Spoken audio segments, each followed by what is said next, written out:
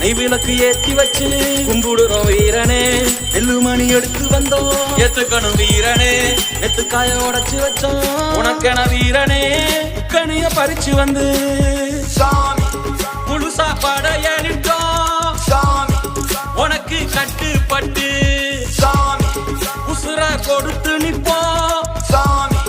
உதிர திலகமிட்டு அறுபடை வீடு கொண்ட திருமுருகன் அவன் தளபதியா வீரன். குறைகளை ஓடி வந்து தீர்க்கின்றவன் ஆலமரம் போல நின்று காக்கும் வீரன். ஓடிவா ஏறிவா மாறிவா நீ வீரனா. வீராதி வீரனே சுராதி சூரனே என்னை காப்பவனே வினதீப்பவனே.